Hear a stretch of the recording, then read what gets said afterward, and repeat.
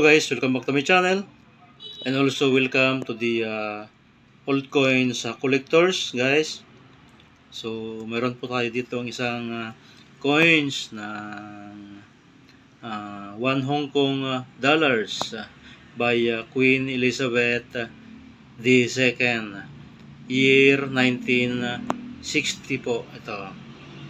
Yan, napakagandang coins po with mayroon po siyang corona siya guys, ang portraits ni Queen Elizabeth.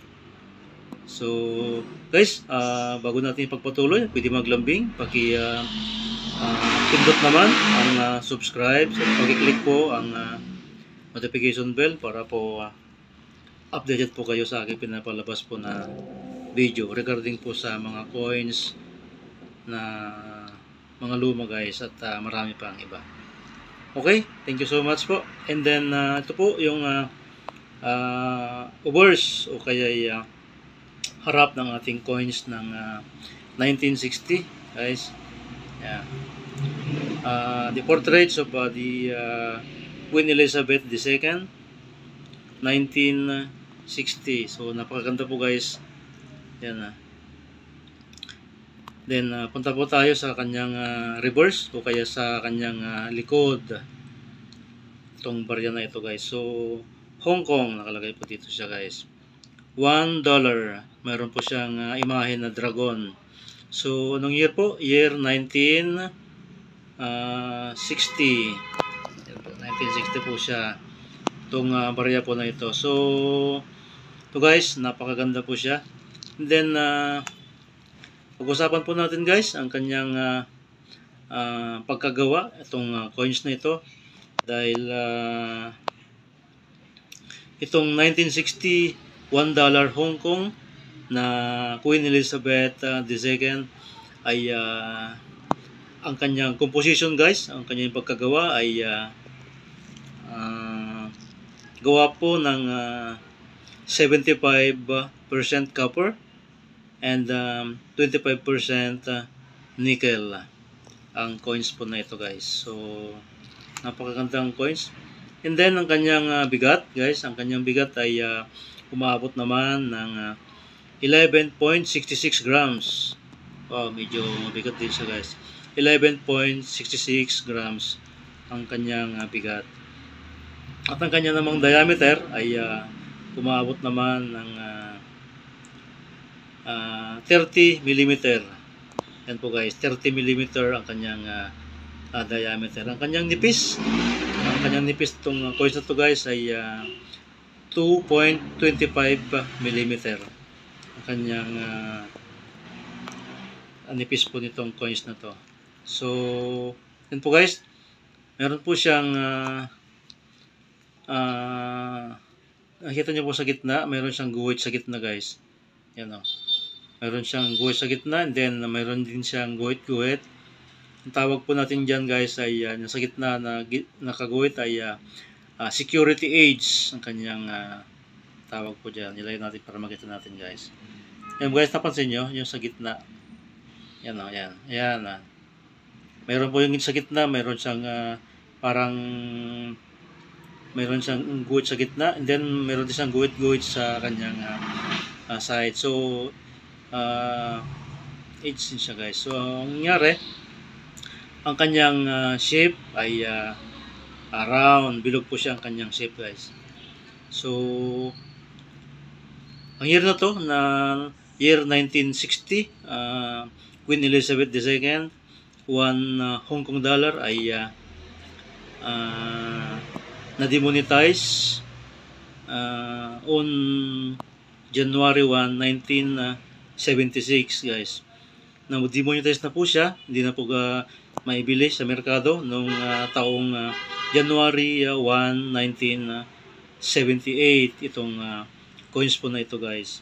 So yung mga nagtatanong, baka mayroon po kayong bibili o kayo magbibenta sa inyo guys ng ganito, ay sabi nila napakamahal, ay magbibigay lang po ako ng tips dahil ito po ay isang common coins lamang kahit man nasa year 1960 ang kanyang year, dahil po ay Ito po siya guys. Alam nyo ba ang kanyang gawa o ilang piraso na gawa nito guys ay umaabot ng 40 million piraso. 40 million pieces minted. So napakarami pong gawa nitong coins na to guys. So common lamang to guys, common siya. Hindi katulad ng ibang gawa na halos maliit lang, yun na po ang mahal. So ito guys ay common lamang dahil napakarami pong coins na gawa nito dahil 40 million pieces ang gawa nito. So napakarami po siya guys. Baka po mayroon pong magbibenta sa inyo, magbenta sila ng napakamahal, ay tip ko lang po guys, inasa sa inyo na po kung bilhin nyo ng napakamahal. Depende po sa pag-uusap nyo sa mga buyer o kaya sa mga seller na ganitong coins guys, dahil may mga nagbibenta ng mahal, then meron din talagang mas mura. So ang bintahan nito guys ay halos wala pang 100 isang piraso nito, o kaya sa iba naman ay 100 megit ang bintahan niya sa regular guys. So o pinakababa nito ay nasa 50 plus lang yata o mas mataas pa. Pero depende po kung kayo pong mayari, pwede nyo po naman ibenta ng mahal kahit man ilang libo pa, basta po sa inyo yan, at depende po sa presyo na isasabihin nyo sa mga buyers, at depende din po kung kayo ay magkasundo sa inyong sinabing halaga ng presyong ito guys. So ang tip ko lang po, ito po ay hindi po rare coins, kundi ito lamang ay isang mga common coins pa lang, dahil napakarami po ang gawa nito, dahil umabot siya ng 40 million piraso na gawa nitong coins na to guys. So ito, nabigay lang po ako ng kunting tips para sa inyo, dahil itong 1960 na coins ng Hong Kong dollar, portraits of the Queen Elizabeth II.